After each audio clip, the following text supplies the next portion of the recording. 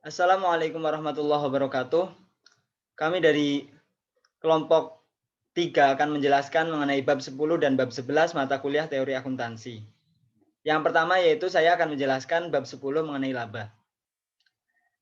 Nah, makna income atau laba dalam konteks perpajakan dapat berbeda atau bahkan berbeda sama sekali dengan makna income dalam akuntansi atau pelaporan keuangan. Dalam perpajakan, income dimaknai sebagai jumlah kotor sehingga diterjemahkan sebagai penghasilan sebagaimana digunakan dalam standar akuntansi keuangan. Kemudian di sini dijelaskan mengenai tujuan pelaporan dari laba. Nah, tujuan pelaporan dari laba disebutkan di sini ada 9. Yang pertama yaitu pengukur efisiensi, yang kedua yaitu pengukur kinerja entitas dan manajemen, kemudian sebagai dasar penentuan pajak, yang nomor 4 yaitu sarana alokasi sumber ekonomi, penentuan tarif jasa publik, optimalisasi kontrak utang piutang, basis kompensasi, kemudian nomor 8 yaitu alat motivasi atau motivator dalam manajemen untuk pengendalian manajemen. Kemudian yang terakhir yaitu sebagai dasar pembagian dividen. Kemudian di sini disebutkan ada 2 teori pelaporan laba. Yang pertama yaitu satu angka laba untuk berbagai tujuan. Pendekatan ini berusaha untuk memformulasi konsep laba tunggal dan menyajikan untuk memenuhi berbagai tujuan secara umum.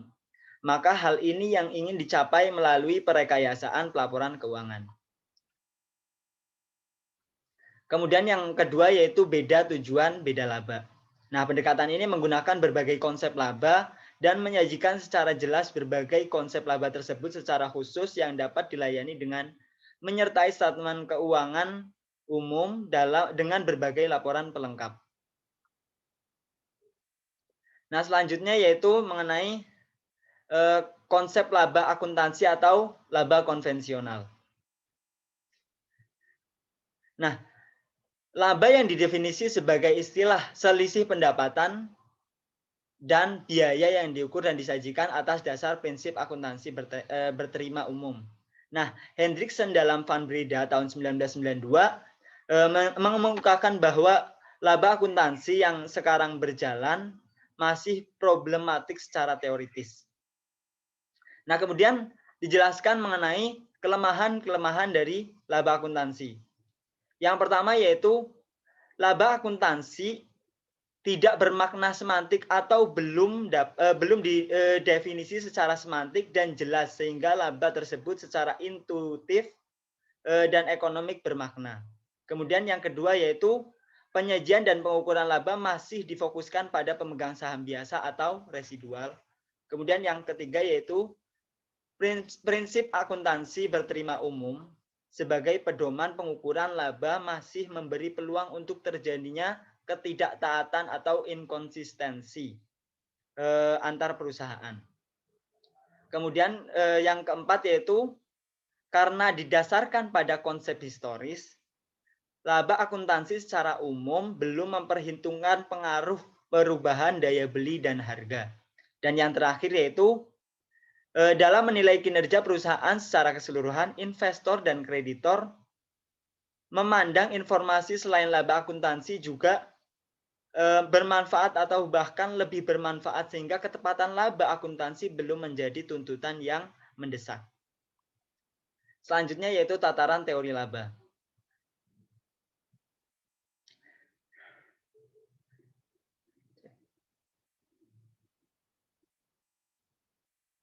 Nah, berbeda dengan elemen lain, laba dibahas dalam beberapa tataran semiotika karena laba akrual dipandang bermanfaat untuk memprediksi aliran kas masa datang.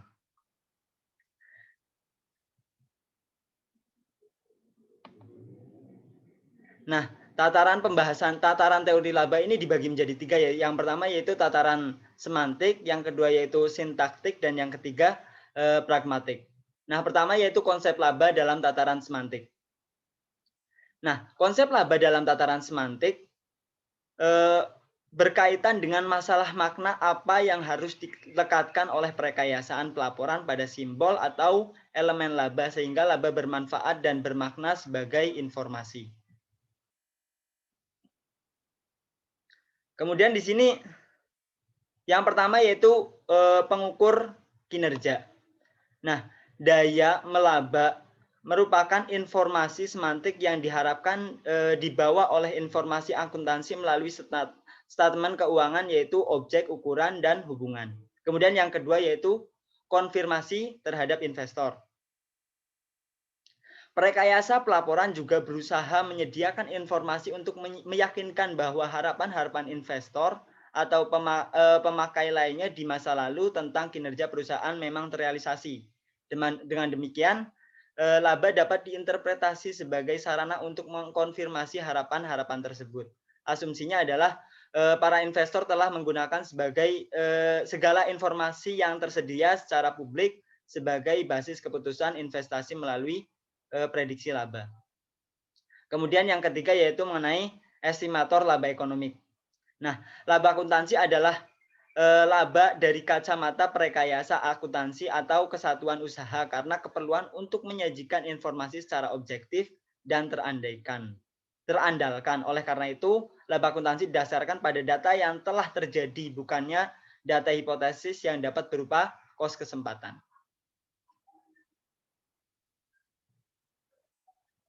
Kemudian makna laba. Yang kedua yaitu mengenai makna laba.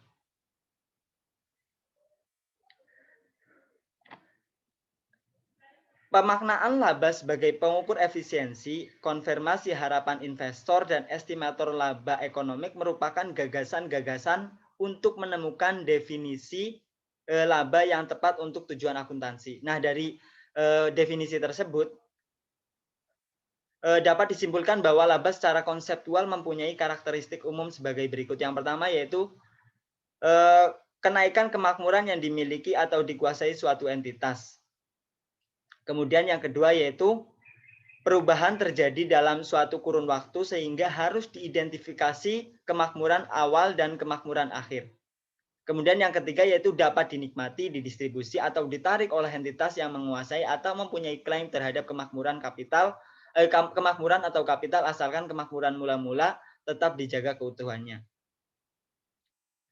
Nah, karakteristik tiga di atas tersebut didasarkan atas konsep pemertahanan kapital atau capital maintenance concept. Kemudian di sini jelaskan mengenai laba versus kapital. Nah, laba versus kapital. Yang pertama yaitu laba bermakna aliran, kemudian kapital bermakna sediaan atau simpanan. Dalam konteks periode waktu, keduanya berkaitan. Analogi dengan tangki air reservoir. Istilah kapital diserap menjadi capital diserap menjadi kapital untuk membedakan dengan modal yang telah digunakan sebagai padan kata equity. Kapital lebih generik daripada modal. Nah, modal adalah kapital dari sudut pandang pemegang saham. Kemudian mengenai definisi umum, formal, dan semantik. Nah, tambahan kemampuan ekonomik yang ditandai dengan kenaikan kapital dalam suatu periode yang berasal dari kegiatan produktif dalam arti luas yang dapat dikonsumsi atau ditarik oleh entitas penguasa atau pemilik kapital tanpa mengurangi kemampuan ekonomi kapital mula-mula atau awal periode. Nah, kemudian di sini jelaskan mengenai kapital dalam laba akuntansi. Nah, yang pertama yaitu aset. Nah, aset itu merupakan kapital bagi badan usaha atau manajemen yang menguasai sumber ekonomi ini, misal baik itu fisik ataupun finansial. Fisik misalkan tanah ataupun gedung bangunan, dan finansial yaitu berupa cash. Kemudian yaitu kewajiban. Nah, kewajiban itu merupakan kapital bagi pihak yang mempunyai atau menguasai klaim ditandai dengan sertifikat utang, misalnya obligasi. Kemudian yaitu ekuitas. Nah, ekuitas itu merupakan kapital bagi pihak yang mempunyai atau menguasai klaim ditandai dengan sertifikat saham. Nah, kemudian di sini jelaskan mengenai konsep pemertahanan kapital. Nah, konsep penting dalam pemaknaan laba secara semantik. Konsep pemertahanan kapital merupakan konsep penting dalam pemaknaan laba secara semantik. Nah, karakteristiknya yaitu yang pertama, kembalian atau investasi. Kembalian atas investasi. Pengembalian investasi. Kemudian transaksi operasi, transaksi operasi atau transaksi dengan pemilik. Kemudian yang ketiga yaitu membatasi distribusi ke pemilik dalam rangka mempertahankan kapital mula-mula. Yang keempat yaitu menuntut jumlah rupiah untuk penyesuaian kapital dalam rangka mempertahankan kapital. Dan yang terakhir yaitu penerapan pendekatan aset kewajiban dalam penilaian. Nah, ini merupakan visualisasi konsep pemertahanan kapital.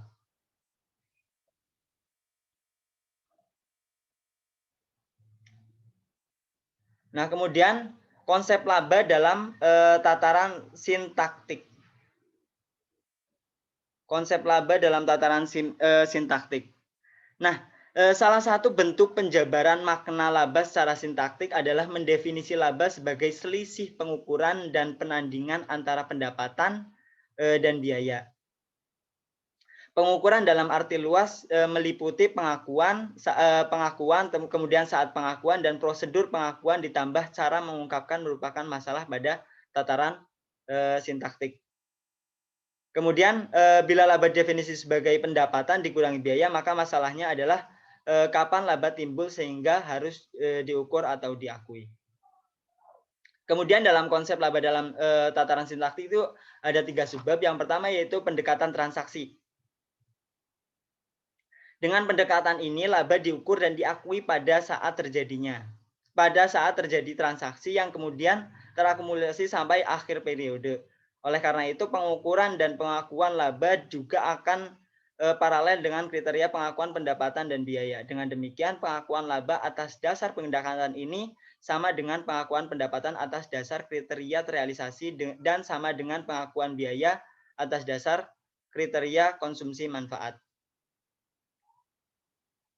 Nah, kemudian dijelaskan mengenai keuntungan-keuntungan dari pendekatan transaksi. Yang pertama yaitu komponen pembentukan laba bersih dapat dirinci dengan berbagai basis. Kemudian laba yang berasal dari berbagai sumber jenis transaksi dapat dipisahkan dalam laporan kepentingan eksternal.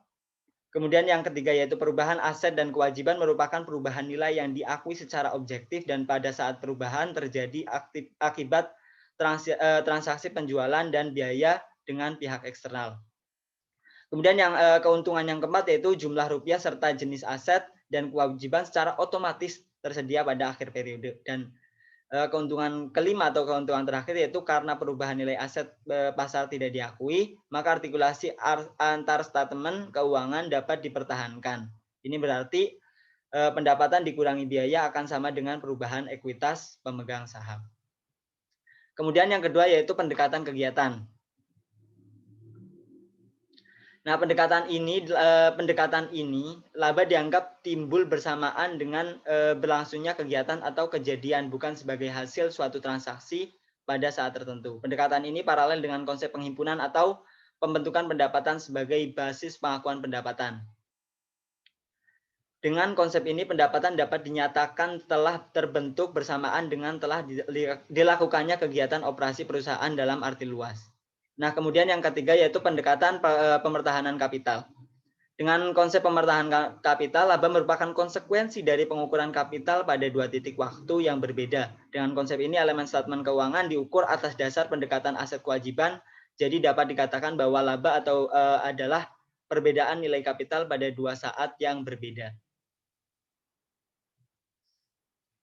Kemudian dijelaskan mengenai masalah teoritis tataran sintaktik. Ada 3 masalah teoritis tataran sintaktik. Yang pertama yaitu pendekatan transaksi dan kegiatan secara setara dengan konsep realisasi dan penghimpunan dalam pendapatan. Kemudian pendekatan transaksi dan kegiatan menganut pendekatan pendapatan biaya dalam pengukuran dan penilaian elemen. Dan yang terakhir yaitu pendekatan pemertahanan kapital menganut pendekatan aset kewajiban dalam pengukuran dan penilaian elemen. Nah, kemudian yaitu mengenai pengukuran dan penilaian kapital. Nah, dengan konsep pemertahanan kapital, laba merupakan selisih pengukuran kapital pada 2 titik waktu yang berbeda. Nah, pengukuran ini mempertimbangkan yang pertama jenis kapital. Jenis kapital ada 2, yaitu jenis kapital ada 2. Yang pertama yaitu kapital finansial dan kapital fisis. Kemudian yang kedua yaitu skala pengukuran. Nah, skala pengukuran juga ada 2. Nah, skala nominal dan skala daya beli. Kemudian yang ketiga yaitu atribut pengukuran. Atribut pengukuran pun ada dua, yaitu cost historis dengan cost historis, dan yang kedua yaitu dengan cost sekarang. Yang pertama yaitu jenis kapital yang secara bentuk yang pertama yang jenis finansial. Nah, kapital finansial adalah klaim dipandang dari jumlah rupiah atau nilai yang melekat padanya tanpa memperhatikan wujud fisik klaim tersebut. Dalam analisis tanaman keuangan tradisional, tingkat kembalian atas kapital finansial dinyatakan sebagai tingkat kembalian atau aset total atau ROA. Kemudian kapital fisik adalah sumber ekonomi yang dikuasai oleh entitas yang dipandang atau dimaknai sebagai kapasitas produksi fisik, yaitu kemampuan menghasilkan barang atau jasa. Kemudian skala pengukuran dengan mempertimbangkan skala pengukuran yang pertama yaitu nominal. Skala rupiah nominal adalah satuan rupiah sebagaimana telah terjadi tanpa memperhatikan perubahan daya beli dengan berjalannya waktu akibat perubahan kondisi ekonomi. Kemudian yang kedua yaitu skala daya beli. Nah, skala daya beli merupakan skala untuk mengatasi kelemahan skala nominal rupiah. Dengan skala ini, skala nominal rupiah dinyatakan kembali atau dihomogenuskan dalam bentuk rupiah daya beli atau atas dasar indeks harga tertentu. Dan yang ketiga yaitu atribut pengukuran. Nah, atribut pengukuran ada dua. Yang pertama yaitu yang cost historis. Nah, cost historis merupakan jumlah rupiah sepakatan atau harga pertukaran yang telah tercatat dalam sistem pembukuan. Kemudian cost sekarang. Nah, cost sekarang menunjukkan jumlah rupiah harga pertukaran atau kesepakatan yang diperlukan sekarang oleh unit usaha untuk memperoleh aset yang sama jenis dan kondisinya atau penggantinya yang setara. Nah, kemudian mengenai pengukuran laba dengan konsep pemertahanan kapital.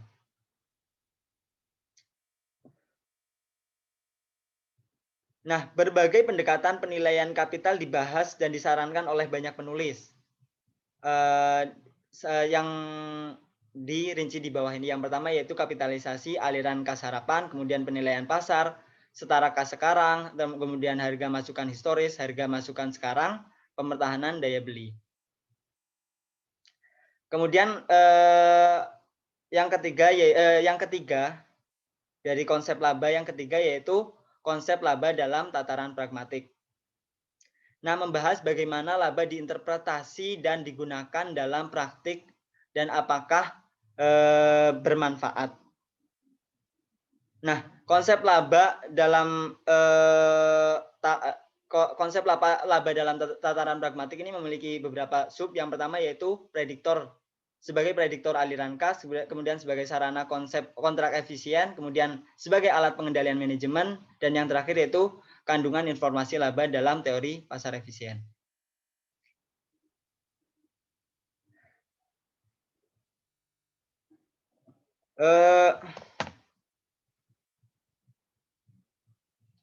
Kemudian mengenai relevansi nilai. Nah, apakah angka akuntansi, baik itu laba, nilai buku, dan aliran kas, menjelaskan perubahan nilai perusahaan ditunjukkan dengan harga saham? Nah, paling tidak informasi akuntansi menjadi estimator nilai perusahaan, dan paling tidak ada asosiasi antara informasi akuntansi dan variabel nilai perusahaan. Kemudian angka akuntansi tidak berkorelasi sempurna dengan harga saham karena sebab-sebab berikut. Yang pertama yaitu akuntansi menggunakan cost historis. Kemudian harga saham refleksi tidak hanya informasi akuntansi. Kemudian yang ketiga yaitu perubahan laba tidak selalu menggambarkan perubahan ekonomi yang fundamental. Yang keempat yaitu harapan dan kecanggihan investor yang berbeda, dan yang terakhir yaitu perilaku pasar sering tak terprediksi. Nah, berikut adalah hubungan laba dengan harga saham.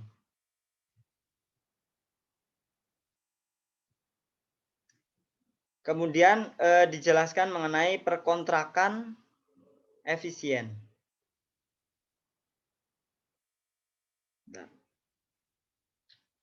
Teori keagenan adalah teori yang dibangun atas dasar hubungan keagenan. Kemudian pemasukan angka akuntansi, angka laba dalam kontrak mendorong pihak berkontrak, terutama agen, untuk mencapai tujuan kontrak sehingga kontrak menjadi efisien.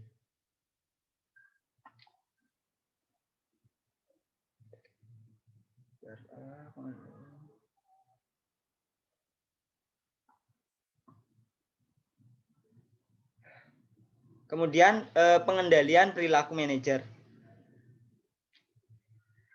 Laba dapat digunakan untuk memotivasi perilaku manajer divisi untuk menuju pencapaian tujuan perusahaan secara keseluruhan. Nah, laba yang relevan dijadikan basis kompensasi agar manajer memaksimalkan kepentingannya. Nah, keselarasan tujuan tercapai bila usaha manajer untuk memaksimumkan dirinya juga memaksimumkan kepentingan perusahaan secara keseluruhan. Kemudian dijelaskan mengenai hipotesis pasar efisien.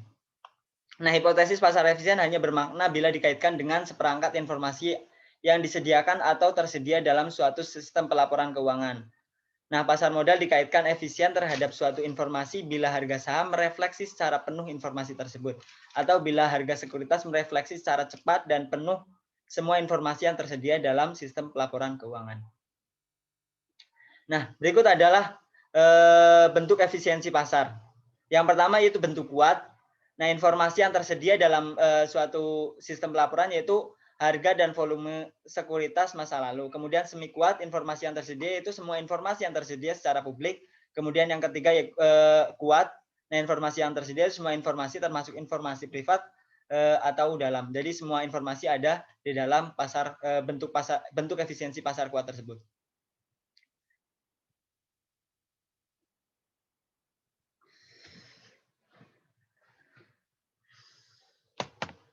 Kemudian mengenai arti penting hipotesis pasar efisien. Nah, informasi privat tidak selalu dapat disampingkan secara eksplisit melalui statement keuangan. Laba membawa serta informasi privat yang diinginkan yang ingin disampaikan oleh manajemen. Laba mengandung informasi dalam. Nah, hipotesis pasar efisien merupakan sarana pengujian empiris kandungan informasi laba.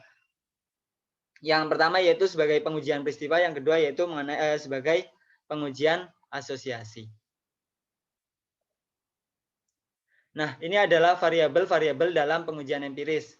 Yang pertama return, kemudian return abnormal, laba kejutan, return abnormal kumulatif, return pasar, return mean atau rata. Istilah return diserap menjadi kata tetap return sebagaimana modern diserap sebagai modern. Nah, mean diserap jadi mean. Nah, variabel pengujian empiris. Nah, ini rumus laporan kejutan sama dengan laba aktual dikurangi dengan laba harapan. Nah, semua variabel diukur pada tanggal peristiwa. Laba diharapkan diperoleh melalui model pengharapan laba yang biasanya menggunakan model pemerakiraan laba. Kemudian ini variabel-variabel pengujian empiris. Kemudian konsep pengujian empiris.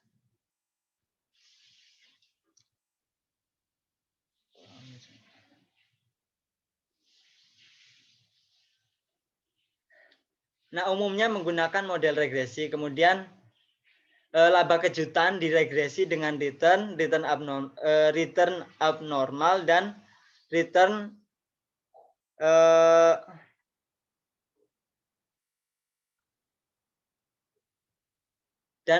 abnormal kumulatif. Kemudian koefisien R, RA dan atau RAK menunjukkan asosiasi. Bila koefisien secara sintetis signifikan berarti terdapat asosiasi. Ini berarti variabel akuntansi menjelaskan variasi variabel pasar. Nah, dapat disimpulkan bahwa akuntansi mempunyai relevansi nilai. Kemudian konsep pengujian empiris. Kandungan informasi labanya umumnya dengan studi peristiwa menggunakan t-test. Kemudian bila RAK atau RA mean perusahaan simpel dalam periode jendela secara statistis berbeda dengan 0, berarti terdapat reaksi pasar terhadap peristiwa, misalnya pengumuman laba. Reaksi dapat positif ataupun negatif. Kemudian laba dan teori entitas.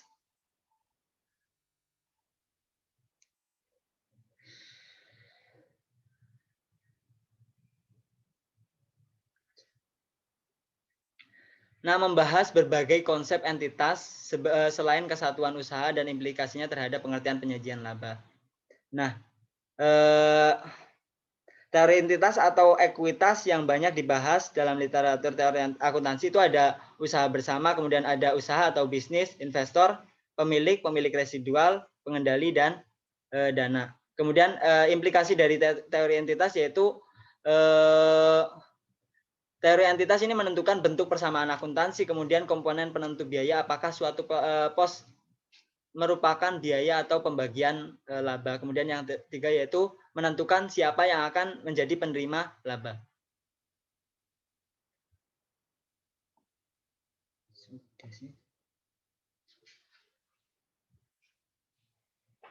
Kemudian implikasi dari definisi dana menurut NCGAS nomor 1.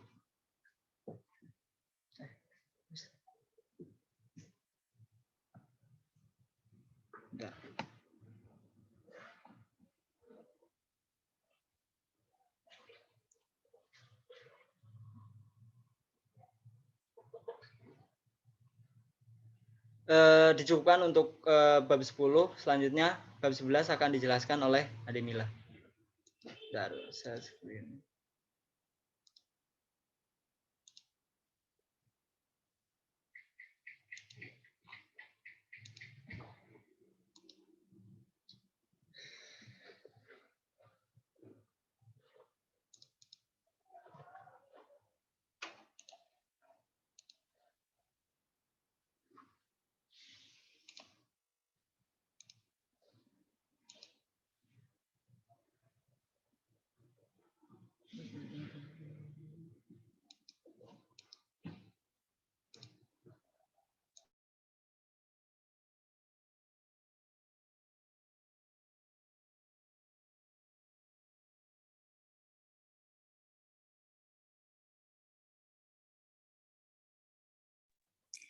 Selanjutnya saya akan menjelaskan pada bab 11, yaitu mengenai ekuitas.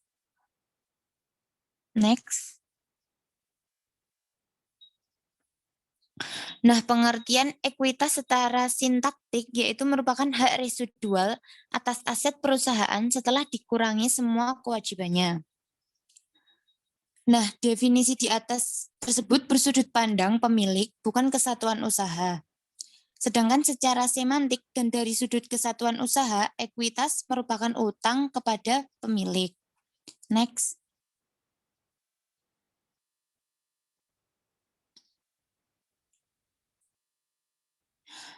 Selanjutnya, ekuitas berbeda dengan kewajiban dalam hal yang pertama yaitu penyelesaian klaim.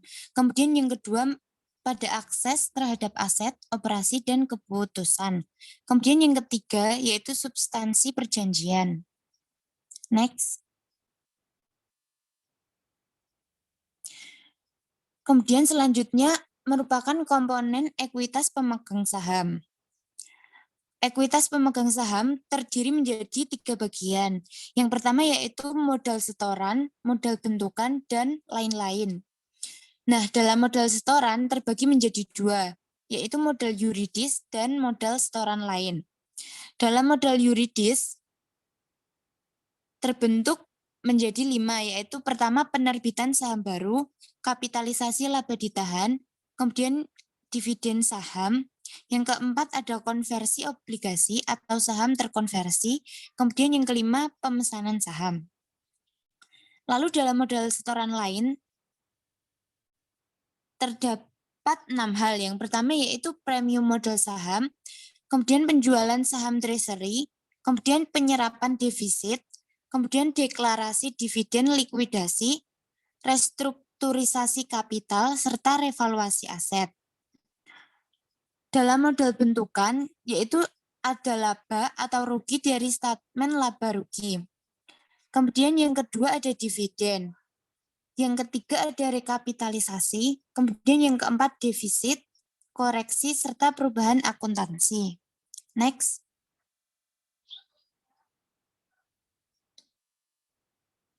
Next.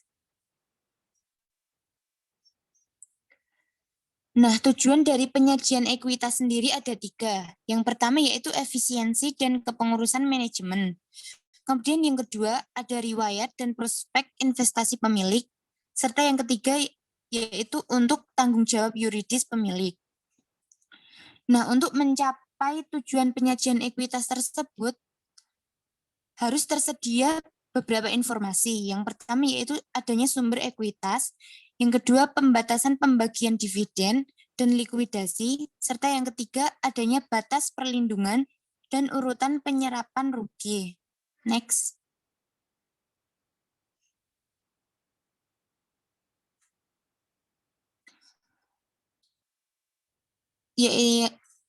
Kemudian ada modal setoran yang dibedakan dengan laba ditahan. Yang pertama yaitu untuk mencapai tujuan penyajian. Kemudian yang kedua berbeda sumbernya. Kemudian yang ketiga berbeda kandungan informasinya, yaitu merupakan dana dasar versus daya melaba. Kemudian yang keempat penyebab perubahan berbeda esensinya, yaitu pendanaan versus produktif. Kemudian yang kelima ada transaksi modal versus operasi. Next. Kemudian ada modal pemegang saham lain-lain. Selain modal setoran dan laba ditahan, yang merupakan ada 4 hal. Yang pertama yaitu jumlah rupiah apresiasi atau revaluasi aset fisis. Yang kedua ada donasi dari non pemegang saham. Yang ketiga ada hak minoritas dalam statement konsolidasian serta sumber-sumber lainnya. Next.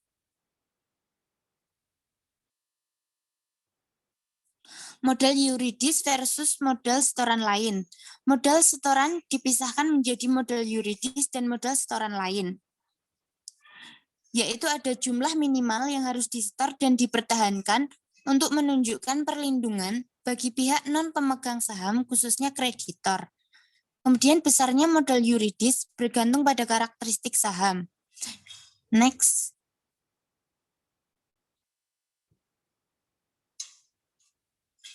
Next.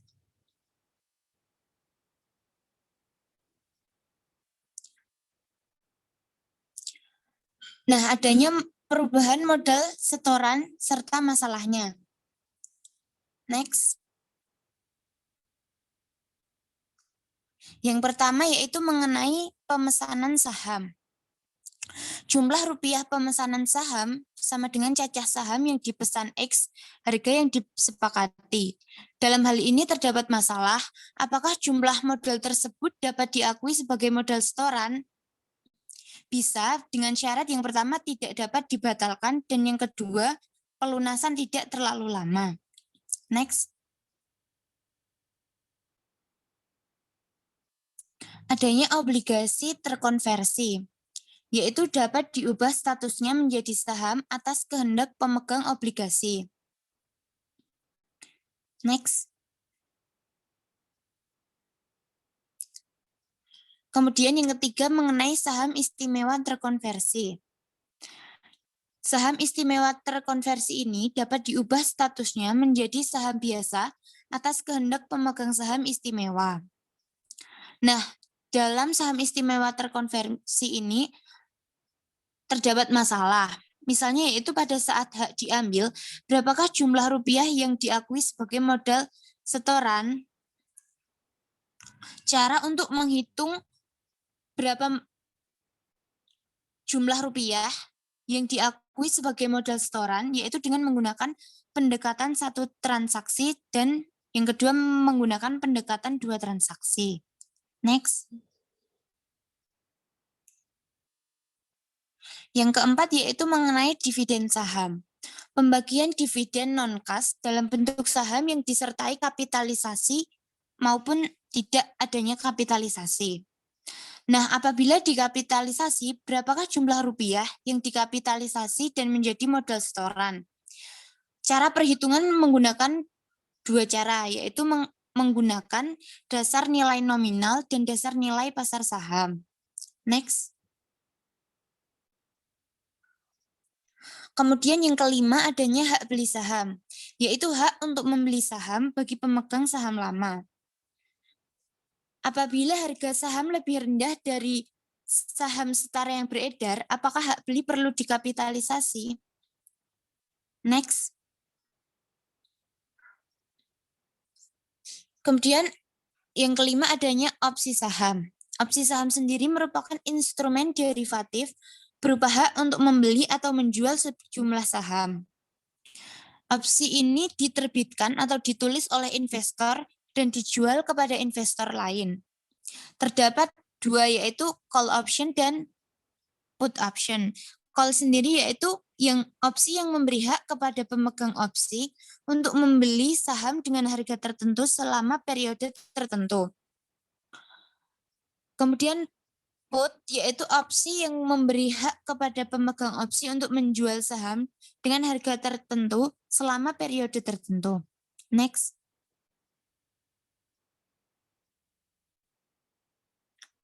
Next. Next. Kemudian adanya program opsi saham karyawan atau ESOP. Merupakan hak opsi yang diberikan kepada karyawan untuk membeli sejumlah saham pada sebuah perusahaan. Next. Kemudian adanya waran. Waran merupakan hak opsi saham yang dijual perusahaan kepada non-pemegang saham. Waran sendiri memiliki karakteristik. Yang pertama yaitu berbeda dengan hak beli saham atau opsi. Kemudian yang kedua terdapat beberapa jenis, yaitu ada waran lepas, waran lekat, dan waran bebas. Yang ketiga adanya perlakuan akuntansi yang berbeda untuk setiap jenis. Kemudian yang keempat adanya isu akuntansi. Bila opsi diambil, apakah harga opsi dipisahkan dengan harga sekuritas terkait, yaitu pada PSAK nomor 4. Next.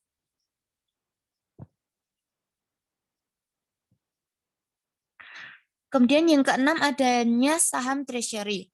Saham treasury sendiri merupakan penarikan kembali saham yang beredar untuk sementara dan kemudian diterbitkan kembali.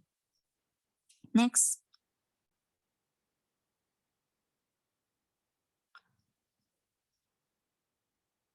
Kemudian selanjutnya membahas mengenai perubahan laba ditahan. Perubahan laba ditahan merupakan perubahan selain akibat transaksi modal yang dibahas pada halaman sebelum ini. Ada 4. Yang pertama yaitu penyesuaian periode lalu. Kemudian yang kedua adanya koreksi kesalahan.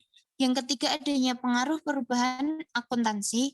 Kemudian yang keempat pengaruh kuasi reorganisasi.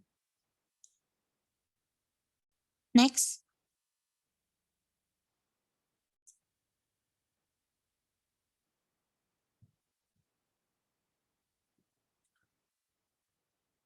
Prinsip dasar perlakuan. Yang pertama adanya karakteristik transaksi, yaitu transaksi operasi dalam arti luas, yaitu transaksi dengan non-pemilik seperti di pihak luar. Yang kedua adanya transaksi modal, yaitu transaksi dengan pemilik perusahaan. Kemudian pendekatan statement laba rugi. Ada 3. Yang pertama yaitu kinerja normal, current operation performance. Kemudian yang kedua ada semua termasuk all inclusive. Yang ketiga adanya laba komprehensif. Semua yaitu termasuk penuh. Next.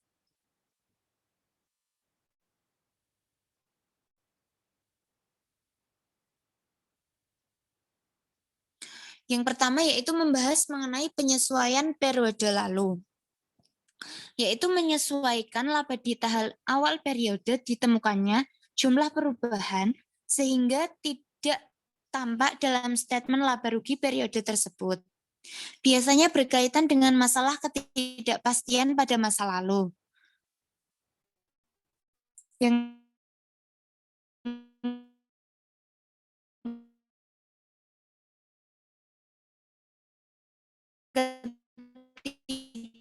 ada 3, yaitu terdapat pro dan kontra. Kemudian P dan L menolak dengan alasan pengelolaan aset. Kemudian yang ketiga adanya FAS. Next.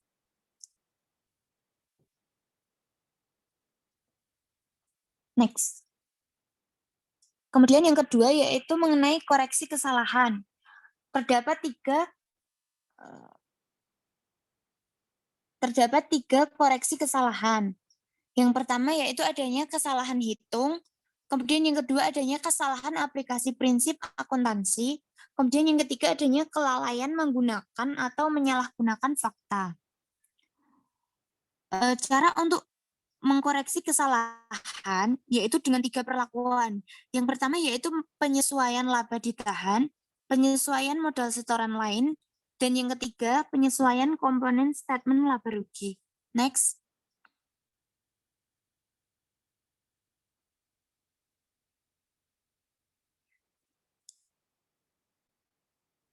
Yang ketiga yaitu adanya perubahan akuntansi. Perubahan akuntansi ini bersumber pada tiga hal. Yang pertama yaitu prinsip atau metode, yang kedua adanya taksiran, yang ketiga adanya kesatuan pelaporan. Dengan adanya perubahan akuntansi, maka perlakuan yang diperlukan, yang pertama yaitu adanya penyesuaian sekarang, penyesuaian retroaktif, serta penyesuaian sekarang dan retroaktif. Perubahan akuntansi, berbagai perubahan, persyaratan, dan prosedur dalam APB nomor 20, SFAS nomor 15, dan pada PSAK pada nomor 25. Next.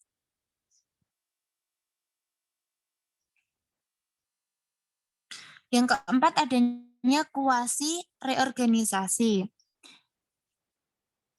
Menurut PSAK nomor 51, reorganisasi tanpa melalui reorganisasi secara hukum yang dilakukan dengan menilai kembali akun-akun aktiva dan kewajiban pada nilai wajar mengeliminasi saldo defisit. Syarat adanya kuasi reorganisasi yang pertama yaitu terdapat defisit yang cukup material. Kemudian yang kedua prospek yang menjanjikan. Yang ketiga tidak dalam proses kepailitan. Yang keempat tidak melanggar hukum. Serta yang kelima ekuitas menjadi positif. Next.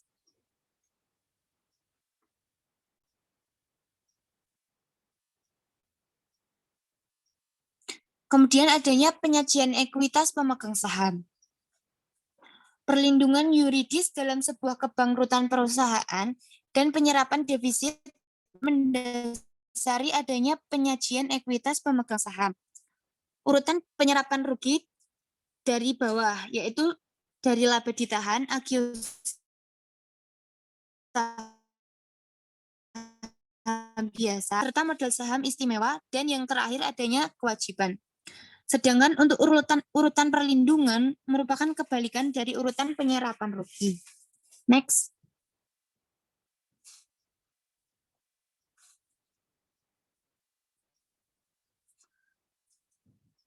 Yang kemudian adanya perincian laba ditahan. Dasar perincian ada dua. Yang pertama sumber dan tujuan. Sumbernya yaitu dari pos-pos statement laba rugi merupakan rincian sumber perubahan laba ditahan. Kemudian yang kedua tujuan, yaitu untuk apa laba ditahan atau ke aset mana saja jumlah rupiah laba ditahan melekat. Next.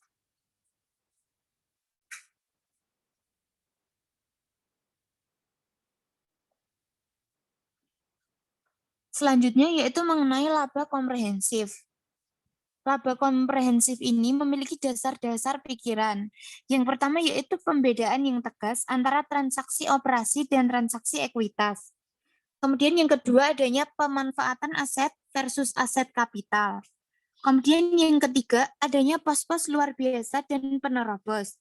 Yang keempat adanya implikasi terhadap komponen statement laba rugi. Next.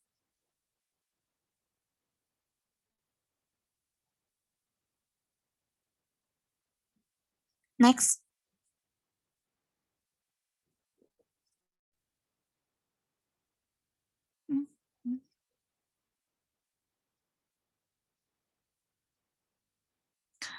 Yang selanjutnya itu.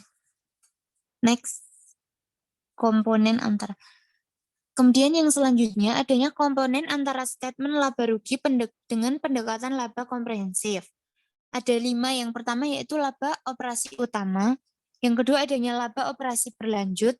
Kemudian yang ketiga adanya laba periode. Yang keempat adanya laba periode bersih. Serta yang terakhir yaitu laba komprehensif. Next.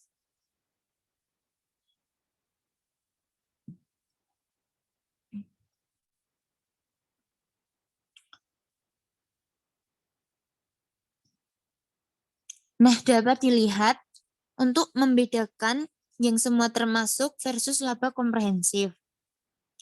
Statement laba rugi pendekatan semua termasuk hanya sampai pada laba periode. Sedangkan pada laba komprehensif memiliki komponen pembeda yaitu yang berisi dari pengaruh perubahan akuntansi neto serta laba periode bersih dan perubahan ekuitas non pemilik. Dan terakhir untuk menjadi laba komprehensif. Next.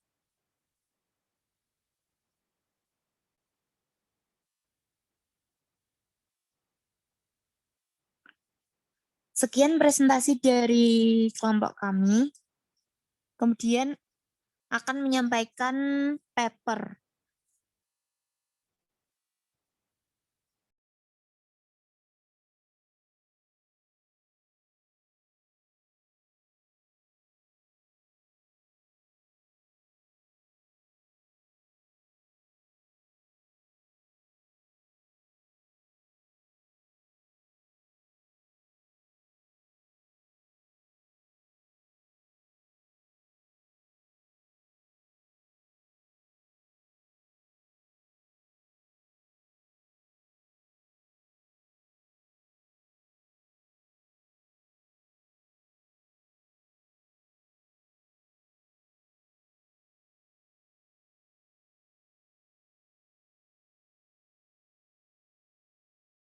Udah kelihatan ya?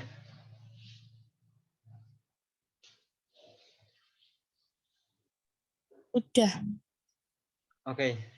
Nah, di sini kami akan menjelaskan paper yang ditugaskan untuk dijelaskan dalam pertemuan ini, yang mengenai konsep laba rugi dan penghasilan komprehensif lain. Nah, penghasilan komprehensif lainnya atau disingkat dengan kata lain OCI didefinisikan sebagai terdiri dari item pendapatan dan pengeluaran termasuk penyesuaian reklasifikasi yang tidak diakui dalam laporan laba rugi sebagaimana diwajibkan atau diizinkan oleh standar pelaporan keuangan internasional atau IFRS. Nah, kemudian ketika dinyatakan bahwa hanya keuntungan yang direalisasikan yang termasuk dalam laporan laba rugi atau SOPL dan bahwa hanya keuntungan dan kerugian yang belum terrealisasi yang termasuk dalam OCI itu bukan merupakan sebuah hal yang benar. Itu adalah hal yang salah. Kemudian pada bulan Maret tahun 2018 Dewan menerbitkan kerangka konseptual untuk pelaporan keuangan. Ini membahas masalah di mana mengenai keuntungan dan kerugian. Ini menunjukkan bahwa SOPL harus memberikan sumber informasi utama tentang kinerja keuangan entitas untuk periode pelaporan. Nah, oleh karena itu SOPL harus mengakui semua pendapatan dan pengeluaran. Nah, selanjutnya akan kembali dijelaskan oleh Saudari Ademila, silakan. Kemudian yang selanjutnya yaitu membahas mengenai daur ulang, yaitu reklasifikasi dari ekuitas ke P dan L. Nah, daur ulang sendiri merupakan proses di mana keuntungan atau kerugian direklasifikasi dari ekuitas ke SOPL sebagai penyesuaian akuntansi. Dengan kata lain yaitu keuntungan atau kerugian diakui pertama kali di dalam OCI dan kemudian pada periode akuntansi selanjutnya juga diakui dalam SOPL. Dengan cara ini, keuntungan atau kerugian dilaporkan dalam total pendapatan komprehensif dari 2 periode akuntansi dan dalam istilah sehari-hari dikatakan didaur ulang karena diakui 2 kali. Yaitu pada saat ini bergantung pada standar akuntansi individu untuk menentukan kapan keuntungan dan kerugian akan direklasifikasi dari ekuitas ke SOPL sebagai penyesuaian reklasifikasi. Sebagai contohnya pada IAS nomor 21 yaitu pada pengaruh perubahan nilai tukar mata uang, yaitu merupakan salah satu contoh standar yang mensyaratkan keuntungan dan kerugian untuk direklasifikasi dari ekuitas ke SOPL sebagai penyesuaian reklasifikasi. Dengan kata lain, IAS nomor 16 adalah contoh standar yang melarang keuntungan dan kerugian akan direklasifikasi dari ekuitas ke SOPL sebagai penyesuaian.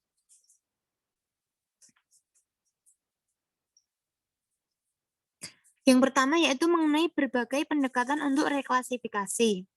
Ada 3 pendekatan. Yang pertama yaitu mengabaikan semua kemungkinan reklasifikasi yang terjadi. Kemudian yang kedua ada hanya mengizinkan beberapa reklasifikasi, yaitu dengan kata lain pendekatan sempit.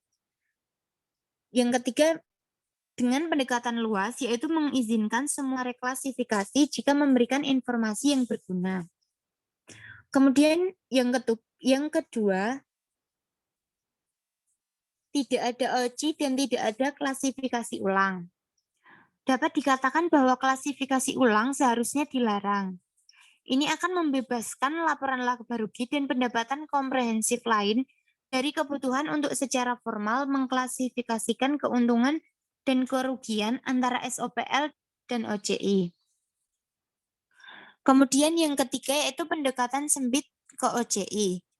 Saran lain bahwa OJI harus dibatasi, harus mengadopsi pendekatan yang sempit.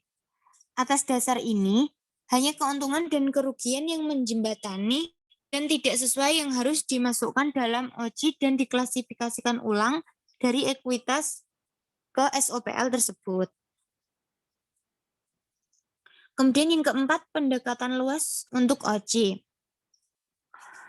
Komposisi ketiga adalah agar OJI mengadopsi pendekatan yang luas dengan juga memasukkan keuntungan dan kerugian sementara. Dewan akan memutuskan di setiap IFRS apakah pengukuran ulang sementara harus didaur ulang kemudian. Nah, contoh keuntungan dan kerugian sementara adalah keuntungan dan kerugian yang timbul dari pengukuran kembali dana pensiun manfaat pasti dan surplus revaluasi pada PPE. Dapat diambil kesimpulan dari paper tersebut, yaitu Dewan telah mengadopsi pendekatan terakhir dalam kerangka konseptual pada Maret 2018 yang menyatakan bahwa klasifikasi ulang dari OJI ke SOPL diizinkan. Nah, tetapi apabila tidak ada dasar yang jelas untuk mengidentifikasi periode atau jumlah yang harus direklasifikasi, maka Dewan ketika mengembangkan standar IFRS dapat memutuskan bahwa tidak ada klasifikasi yang harus dilakukan. Sekian presentasi dari kelompok kami. Apabila ada salah kata, kami mohon maaf yang sebesar-besarnya. Wassalamualaikum warahmatullahi wabarakatuh. Waalaikumsalam warahmatullahi wabarakatuh.